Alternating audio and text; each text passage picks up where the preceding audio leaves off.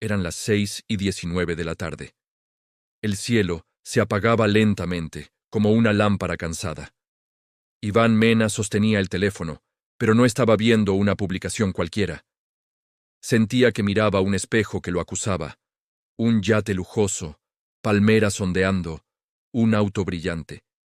Y debajo, una frase que se le clavó en la garganta: 9 hábitos negativos que reducen tu productividad y obstaculizan tu éxito.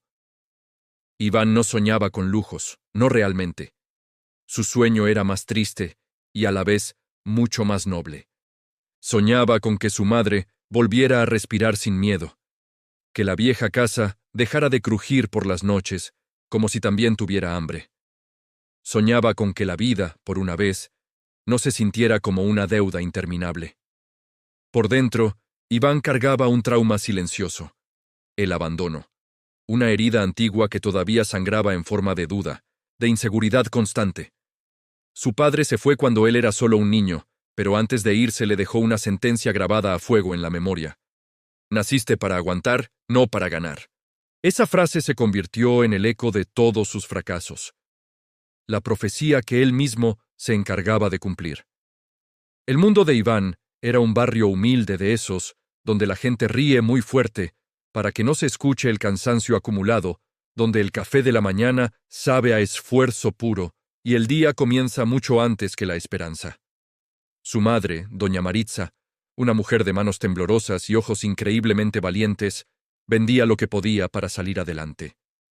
Cada vez que Iván llegaba tarde del trabajo, agotado, ella le regalaba una sonrisa que parecía capaz de sostener el techo que se caía a pedazos. «Hijo, no te me rompas», le decía con una ternura que dolía. Y él, sin atreverse a mirarla a los ojos porque mirarla era ver su propio fracaso, respondía en un susurro: «No me rompo, mamá, solo me doblo un poco». Esa tarde, al leer la lista de los 9 hábitos, sintió cada palabra como un golpe con su propio nombre. El primer hábito era el miedo, y recordó al instante todas las oportunidades que dejó pasar por no sentirse suficiente, por creer en la maldición de su padre. El segundo era la incoherencia, y se vio a sí mismo prometiéndose cambios que se derretían con la primera luz del amanecer, como promesas hechas de hielo. Luego, la indisciplina, y reconoció con vergüenza cómo se traicionaba a diario con pequeñas rendiciones, con el «solo por hoy». Después venían las excusas, y se escuchó a sí mismo culpando al destino, a la mala suerte, a la economía, a todo menos a su propia falta de acción. El retraso, la procrastinación, y sintió el ardor de vivir siempre a punto de empezar, en un eterno mañana que nunca llegaba. La deshonestidad, y comprendió que la peor mentira de todas no se la había contado a nadie más que a sí mismo. Mañana sí, mañana empiezo. La falta de propósito, y de repente su trabajo, ese que lo dejaba sin aliento, se sintió como correr sin rumbo en una cinta, sin llegar a ninguna parte. La falta de confianza, y se descubrió pidiendo permiso para existir, para hablar, para soñar, y por último, quejarse constantemente. Se dio cuenta de que su queja se había vuelto su refugio, una cuna amarga donde dormía su hambre de vivir. Y entonces, justo en ese momento de brutal autoconciencia, ocurrió. Una llamada corta, fría, definitiva. La voz al otro lado dijo: «Iván, tu madre se descompensó, ven rápido». De pronto, el mundo se le convirtió en un pasillo largo y estéril, con luces blancas parpadeantes y el eco de pasos apurados. En la sala de espera del hospital, una trabajadora social se le acercó y le dijo las cosas con una honestidad que no tenía anestesia. «Ustedes necesitan apoyo, y lo necesitan rápido». En ese instante, Iván sintió que la vida lo arrinconaba contra la pared, exigiéndole una decisión que definiría quién era realmente. Ya no había dónde esconderse. En ese camino de dolor y urgencia, se topó con las puertas cerradas de siempre. Familiares que prometían ayuda y luego no aparecían. Jefes que lo miraban como si pedir un adelanto o un permiso fuera un delito. Amigos que, de repente, se alejaban cuando su drama dejó de ser un simple chisme para convertirse en una realidad incómoda. Fue entonces cuando apareció Damián, su amigo de la infancia. No era un villano, sino un reflejo de su propia desesperación. Con la voz quebrada, le dijo, «Bro, no te castigues más. Haz cualquier cosa, lo que sea, para conseguir el dinero». Y por primera vez en mucho tiempo, Iván explotó. «¡No!», gritó con una fuerza que no sabía que tenía. «Porque lo que sea es como se pierde el alma». Se quedó temblando, no de rabia sino de revelación. Por fin lo entendió.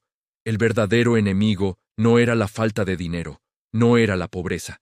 Era ese vacío interior que lo empujaba a traicionarse, a aceptar lo que sea, a conformarse con aguantar.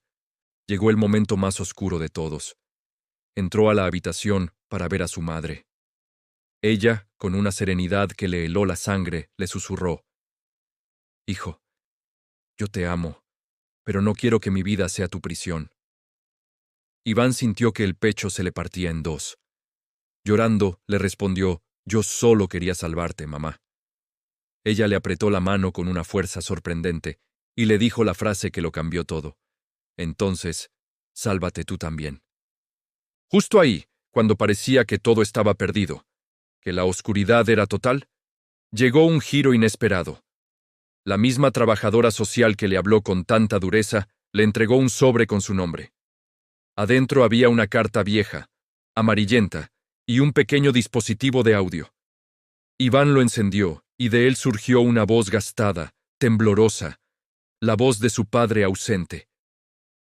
«Iván», decía la grabación, «no supe cómo quedarme, me fui por miedo, y el miedo me convirtió en un extraño para mi propio hijo.